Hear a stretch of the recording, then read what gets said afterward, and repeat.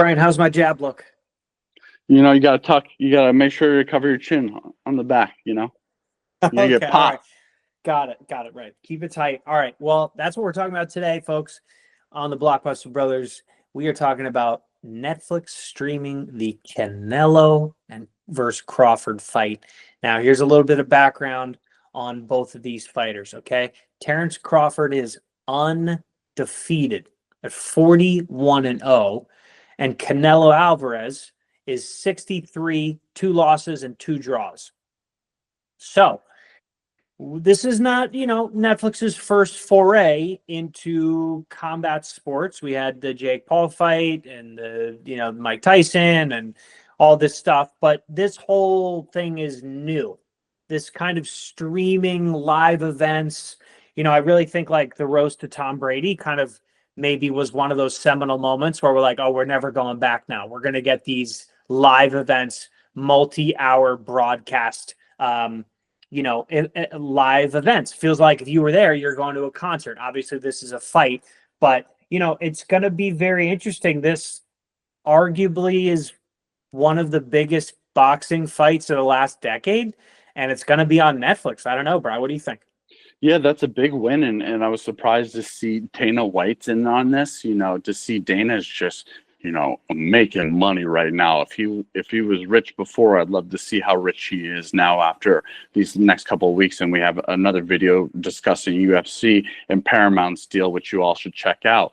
But I think I'm for one happy because I think that boxing and UFC have a not a flaw, but pay-per-view is such a unique style of broadcasting your events. I get that unlike other sports, you really only have like a one-time opportunity to cash in. So this maximizes, maximizes profit for the fighters and the organizations that are putting on these fights and everybody else who's involved. But, I think unfortunately it comes at the cost of far less people watching it than would if it were available in a platform, because I think people are, moving away from cable and they're on streaming. We already know this. We don't need to talk about this. So this makes sense to me. And I'm for one happy for someone who's like, $80, $100 to pay for a fight. That unfortunately to say, I gotta be honest, I don't have that type of money where like I can be spending that on just one fight that probably comes out on YouTube anyways a day or so later. And all the people legally streaming it too, times are tough. We're already paying for these subscriptions, so I like it. I support it. I don't know if the fighters do, but I would say that when the ratings come out, they're going to be massive. Yeah, well, actually, to that point, so do you have any guess, Brian, how many households were watching the Jake Paul Mike Tyson fight in the United States?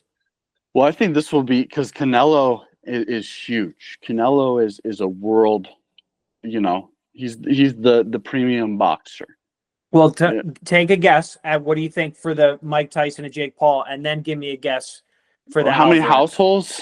Yeah, I'm how gonna many sound households? so stupid. But what do you think? 18 million? 60. So 60 million. This destroyed. And it makes sense. Even I tuned in. I was like, what? Mike Tyson? Like all that stuff. But, Brian, that's a great point, Brian. Canelo Alvarez is internationally famous. He does have 2 losses, but the guy is huge. What do you think it's going to do? And also at a more legitimate level. Like, yes, all the things that have been streamed are almost kind of like the celebrity crap. This is professionals. I think the pros have, especially boxing, they what? Not they handpick their fights, so they are they don't fight somebody that they're not willing to lose. I will say those 2 losses by Canelo, Mayweather and Bevel's I'm pretty sure, I don't know if that one counted. If that's the second, I mean, he did lose. I don't know if because he went up a weight class that doesn't count towards his record. But Canelo is dangerous, and I think ever since he learned English, even spoken broken English, he is hilarious, man.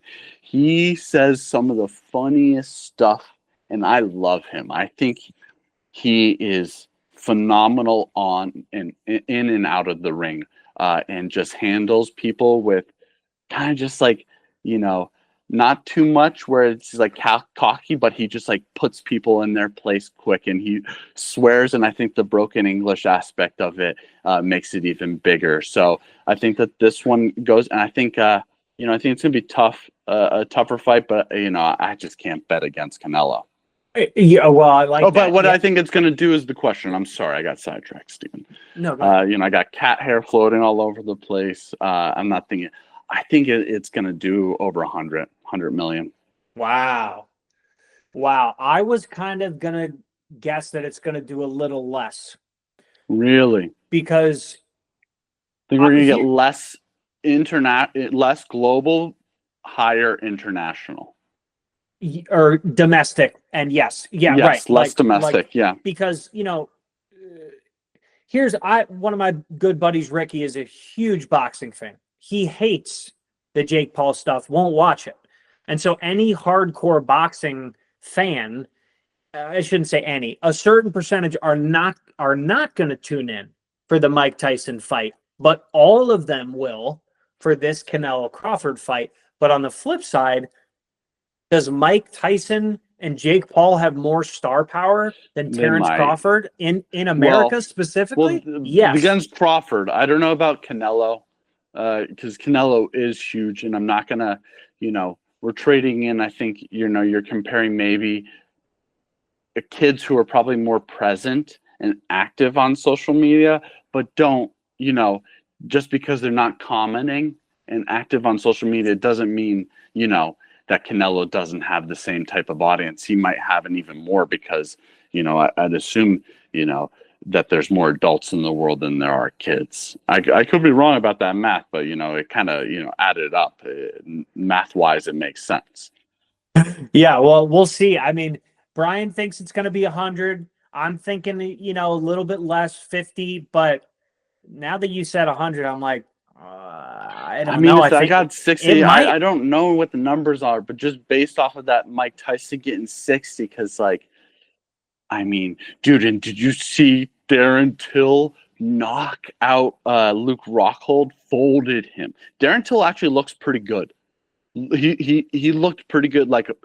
Boxing is his, he should just stick to boxing, which makes sense because he was a striker, and yes, if he can kind of get his weight and his other demons in check, he was lethal, dude. He folded Luke. If you haven't seen that, check it out. And also we'll be checking out Canelo versus Crawford coming up on Netflix, I think in the next couple of days here. So let us know what you think. Like, comment, subscribe. We appreciate your support. As always, it helps feed this kitty in our lap and Steven's dog inside of him. Roof, roof. We'll catch you all soon. We love you on another episode of The Blockbuster Brothers.